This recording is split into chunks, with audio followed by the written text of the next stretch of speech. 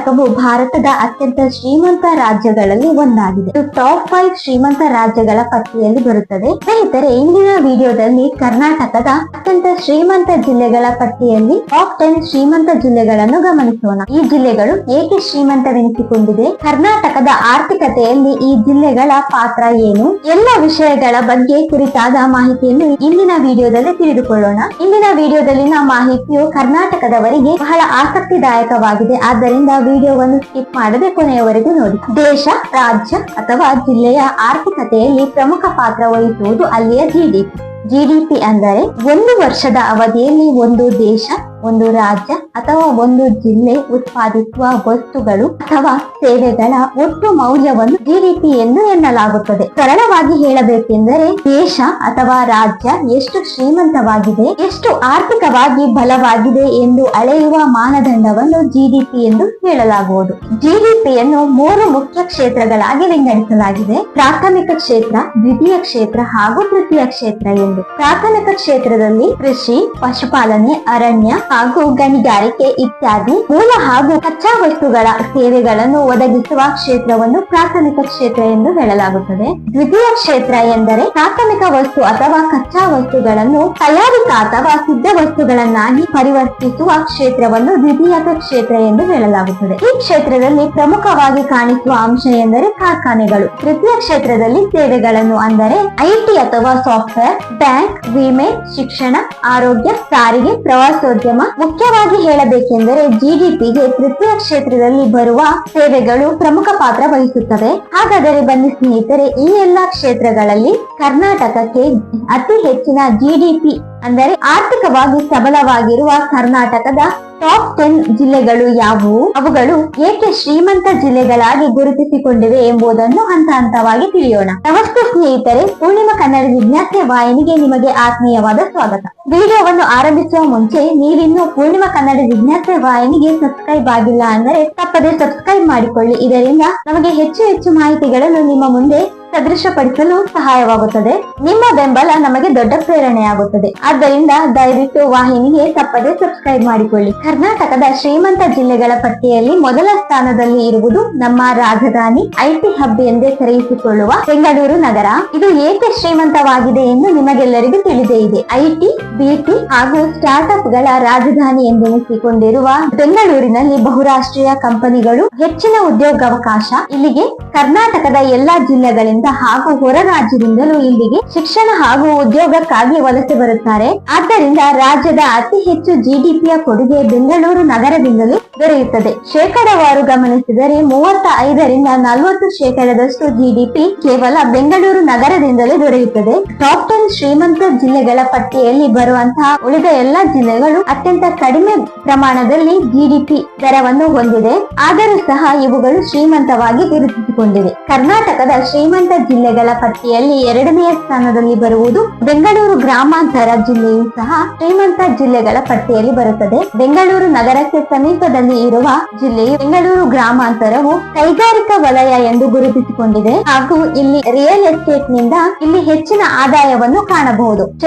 6ರಿಂದ 7% GDP Bengaluru ಗ್ರಾಮಾಂತರದಿಂದ ದೊರೆಯುತ್ತದೆ. ದಕ್ಷಿಣ ಕನ್ನಡ ಅಥವಾ ಮಂಗಳೂರನ್ನು banking hub ಅಥವಾ ಬ್ಯಾಂಕಿಂಗ್ ಕೇಂದ್ರ ಎಂದೇ ಹೇಳಲಾಗುತ್ತದೆ. ಏಕೆಂದರೆ ಹಲವಾರು ಬ್ಯಾಂಕುಗಳು ಇಲ್ಲಿಯೇ ಆರಂಭಗೊಂಡವು. ಇಲ್ಲಿನ ಬಸ್ ನಿಲ್ದಾಣಕ್ಕೆ ಸ್ಟೇಟ್ ಬ್ಯಾಂಕ್ ಎಂದು ಬ್ಯಾಂಕ್ ನ ಹೆಸರನ್ನು ಸಹ ಇಡಲಾಗಿದೆ. ಬಂದರು, ಶಿಕ್ಷಣ, ವ್ಯಾಪಾರ ಮತ್ತು ರಫ್ತು ಸೇವೆಗಳಿಂದ ಕರ್ನಾಟಕದ ಜಿಡಿಪಿಗೆ ದಕ್ಷಿಣ ಕನ್ನಡ ಜಿಲ್ಲೆಯ ಪಾತ್ರ ಪ್ರಮುಖವಾದದ್ದು. ಹಲವಾರು ಶಿಕ್ಷಣ ಸಂಸ್ಥೆಗಳು, ಕರ್ನಾಟಕದ ಏಕೈಕ ಪ್ರತಿಷ್ಠಿತ ಇಂಜಿನಿಯರಿಂಗ್ ಕಾಲೇಜ್ ಇರುವುದು ಸಹ ಎನ್ಐಟಿಕೆ ಸುರತ್ಕಲ್.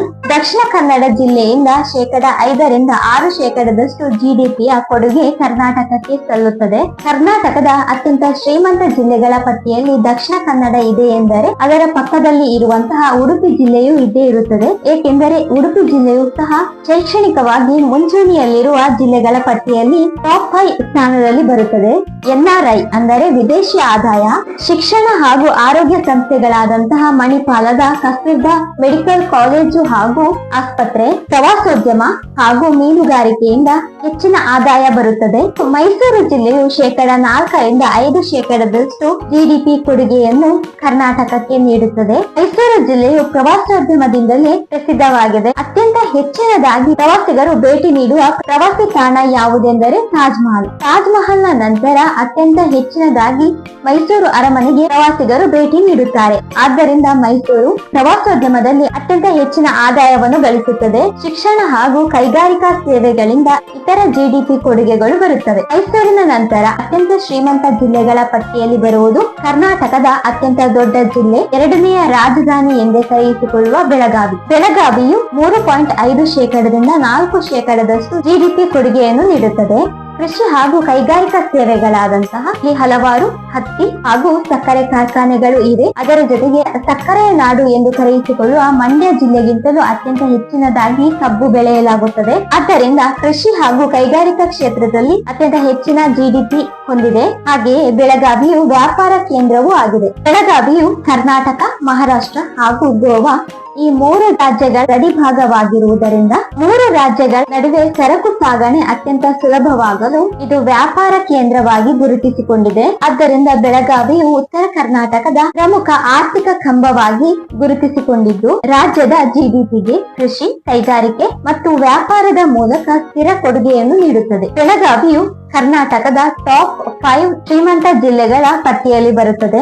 ರಾಜ್ಯದ ಶ್ರೀಮಂತ ಜಿಲ್ಲೆಗಳ ಪಟ್ಟಿಯಲ್ಲಿ 7ರಿಂದ 8ನೇ ಸ್ಥಾನದಲ್ಲಿ ಬರುವುದು ಧಾರವಾಡ. ರಾಜ್ಯ ಜಿಡಿಪಿಯಲ್ಲಿ ಧಾರವಾಡದ ಕೊಡುಗೆ ಸುಮಾರು 3%ದಿಂದ 3.5%. ಕರ್ನಾಟಕದ ದಕ್ಷಿಣದಲ್ಲಿ ಸೇವಾ ಕ್ಷೇತ್ರದ ಜಿಡಿಪಿಯಲ್ಲಿ ಬೆಂಗಳೂರು ನಗರವು ಮುಂಚೂಣಿಯಲ್ಲಿದ್ದರೆ ಬೆಂಗಳೂರಿನ ನಂತರ ಉತ್ತರ ಕರ್ನಾಟಕದಲ್ಲಿ ಧಾರವಾಡ ಜಿಲ್ಲೆಯು ಸೇವಾ ಕ್ಷೇತ್ರದಲ್ಲಿ ಜಿಡಿಪಿಯ ಕೊಡುಗೆ ಅಪಾರ. ಉತ್ತರ ಕರ್ನಾಟಕದಲ್ಲಿ ಜಿಡಿಪಿ ಸೇವಾ ಕ್ಷೇತ್ರವನ್ನು ಮುನ್ನಡೆಸುವ ಪ್ರಮುಖ ಜಿಲ್ಲೆ ಎಂದು ಧಾರವಾಡ ಜಿಲ್ಲೆಯನ್ನು ಹೇಳಲಾಗುತ್ತದೆ. ಇದು ಶೈಕ್ಷಣಿಕ ಹಬ್ ಎಂದು ಸಹ ಕರೆಯಿಸಿಕೊಳ್ಳುತ್ತದೆ. ವ್ಯಾಪಾರ, ಮಾರುಕಟ್ಟೆ, ಸಾರಿಗೆ, ಬ್ಯಾಂಕಿಂಗ್, ಆರೋಗ್ಯ ಹಾಗೂ ವಾಣಿಜ್ಯ ಕೇಂದ್ರವಾಗಿರುವ ಅವಳಿ ಜಿಲ್ಲೆಯಾಗಿರುವ ಹುಬ್ಬಳ್ಳಿ ಧಾರವಾಡವು ಉತ್ತರ ಕರ್ನಾಟಕದ ಸೇವಾ ರಾಜಧಾನಿ ಎಂದೇ ಗುರುತಿಸಿಕೊಂಡಿದೆ. ಶೈಕ್ಷಣಿಕ ಹಬ್ ಎಂದು ಕರೆಯಿಸಿಕೊಳ್ಳುವ ಧಾರವಾಡವು ಐಐಟಿ ಧಾರವಾಡ, ಕೃಷಿ ವಿಶ್ವವಿದ್ಯಾಲಯ ಸೇರಿದಂತೆ ಹಲವಾರು ಕಾಲೇಜುಗಳನ್ನು ಹೊಂದಿದೆ. ರಾಜ್ಯದ ಜಿಡಿಪಿಯಲ್ಲಿ ಧಾರವಾಡದ ಕೊಡುಗೆ ಸುಮಾರು 3ರಿಂದ 3.5%. ರಾಜ್ಯದ ಆರ್ಥಿಕತೆಯಲ್ಲಿ ಧಾರವಾಡ ಜಿಲ್ಲೆಯ ನಂತರದಲ್ಲಿ ಬರುವುದು ಹಾಸನ ಜಿಲ್ಲೆ. ಇಲ್ಲಿನ ಹಾಲು ಉತ್ಪಾದನೆ, ಕೃಷಿ ಹಾಗೂ ಪ್ರವಾಸೋದ್ಯಮದಿಂದ ಅತ್ಯಂತ ಹೆಚ್ಚಿನ ಆದಾಯ ಲಭಿಸುತ್ತದೆ. ಕೃಷಿ, ಹಾಲು ಉತ್ಪಾದನೆ, ಪಶುಸಂಗೋಪನೆ, ಕೈಗಾರಿಕೆ ಹಾಗೂ ಸೇವಾ ಕ್ಷೇತ್ರಗಳಿಂದ ಹಾಸನ ಜಿಲ್ಲೆಯಿಂದ 3% ಜಿಡಿಪಿ ಪ್ರಮಾಣ ಲಭಿಸುತ್ತದೆ. ಕರ್ನಾಟಕದ ಶ್ರೀಮಂತ ಜಿಲ್ಲೆಗಳ ಪಟ್ಟಿಯಲ್ಲಿ ಹಾಸನ ಜಿಲ್ಲೆಯ ನಂತರ ಬರುವುದು ಸಕ್ಕರೆಯ ನಾಡು ಎಂದು ಕರೆಯಿಸಿಕೊಳ್ಳುವ ಮಂಡ್ಯ ಜಿಲ್ಲೆ. 2.5ರಿಂದ 3% ಜಿಡಿಪಿ ಕೊಡುಗೆ ಲಭಿಸುತ್ತದೆ. ಇಲ್ಲಿನ ಸಕ್ಕರೆ ಕಾರ್ಖಾನೆಗಳು ಹಾಗೂ ಕೃಷಿ, ಕಾವೇರಿ ನೀರಾವರಿ ಮೊದಲಾದ ಸೇವಾ ವಲಯಗಳಿಂದ ಜಿಡಿಪಿ ಲಭಿಸುತ್ತದೆ. ಶ್ರೀಮಂತ ಜಿಲ್ಲೆಗಳ ಪಟ್ಟಿಯಲ್ಲಿ 10ನೆಯ ಸ್ಥಾನದಲ್ಲಿ ಬರುವುದು ಬಳ್ಳಾರಿ ಜಿಲ್ಲೆ. ಇಲ್ಲಿನ ಖನಿಜ ಸಂಪತ್ತು ಹಾಗೂ ಕೈಗಾರಿಕೆಗಳಿಂದ 2ರಿಂದ 2.5% ಜಿಡಿಪಿ ಲಭಿಸುತ್ತದೆ. ಸ್ನೇಹಿತರೆ, ತಿಳಿದುಕೊಂಡಿರಲ್ಲ, ಕರ್ನಾಟಕದ ಶ್ರೀಮಂತ ಜಿಲ್ಲೆಗಳ ಪಟ್ಟಿಯಲ್ಲಿ ಯಾವೆಲ್ಲ ಜಿಲ್ಲೆಗಳು ಬರುತ್ತವೆ. ಇದರಲ್ಲಿ ನಿಮ್ಮ ಜಿಲ್ಲೆಯ ಹೆಸರು ಇದ್ದರೆ ಕಮೆಂಟ್ ಮಾಡಿ. ಅದೇ ರೀತಿಯಲ್ಲಿ ಸ್ನೇಹಿತರೆ, ನಿಮ್ಮ ಜಿಲ್ಲೆಯ ಹೆಸರು ಇಂದು ನಾನು ಹೇಳಿದ ಶ್ರೀಮಂತ ಜಿಲ್ಲೆಗಳ ಪಟ್ಟಿಯಲ್ಲಿ ಇಲ್ಲದಿದ್ದರೆ ಯಾವುದೇ ರೀತಿಯ ನಿರಾಶಾದಾಯಕವಾಗುವ ವಿಷಯವಿಲ್ಲ. ಏಕೆಂದರೆ ಸ್ನೇಹಿತರೆ, ರಾಜ್ಯದ ವೈವಿಧ್ಯಮಯ ಸಂಪತ್ತುಗಳಲ್ಲಿ ಎಲ್ಲಾ ಜಿಲ್ಲೆಯೂ ಸಹ ಪ್ರಮುಖ ಪಾತ್ರ ವಹಿಸುತ್ತವೆ. ನಿಮ್ಮ ಜಿಲ್ಲೆಯ ಬಗೆಗಿನ ಹೆಮ್ಮೆಯ ವಿಷಯಗಳನ್ನು ಕಮೆಂಟ್ ನಲ್ಲಿ ತಿಳಿಸಿ. ನಮ್ಮ ಕರ್ನಾಟಕದ ಪ್ರತಿಯೊಂದು ಜಿಲ್ಲೆಯು ತನ್ನದೇ ಆದ ವೈಶಿಷ್ಟ್ಯ, ಮಹತ್ವ ಮತ್ತು ಗರ್ವಭಾವದಿಂದ ತುಂಬಿದೆ. ಪ್ರತಿಯೊಂದು ಜಿಲ್ಲೆಯು ಸಮಾನ ಗೌರವಕ್ಕೆ ಅರ್ಹ. ಹಾಗೆಯೇ ಕನ್ನಡಿಗರಾಗಿ ಗುರುತಿಸಿಕೊಂಡಿದ್ದು ನಮ್ಮ ಹೆಮ್ಮೆಯ ವಿಷಯ. ಸ್ನೇಹಿತರೆ, ವಿಡಿಯೋದಲ್ಲಿನ ಮಾಹಿತಿಯು ನಿಮಗೆ ಇಷ್ಟವೆನಿಸಿದರೆ ವಿಡಿಯೋಗೆ ಲೈಕ್ ಮಾಡಿ. ನಿಮ್ಮ ಆತ್ಮೀಯರಿಗೂ ತಪ್ಪದೆ ಈ ವಿಡಿಯೋವನ್ನು ಶೇರ್ ಮಾಡಿ. ಮುಂದಿನ ವಿಡಿಯೋದಲ್ಲಿ ಇಂತಹದೇ ಕನ್ನಡದ ವಿಷಯದೊಂದಿಗೆ ಮತ್ತೆ ಭೇಟಿಯಾಗೋಣ. ಅಲ್ಲಿಯವರೆಗೂ ನಮಸ್ಕಾರ.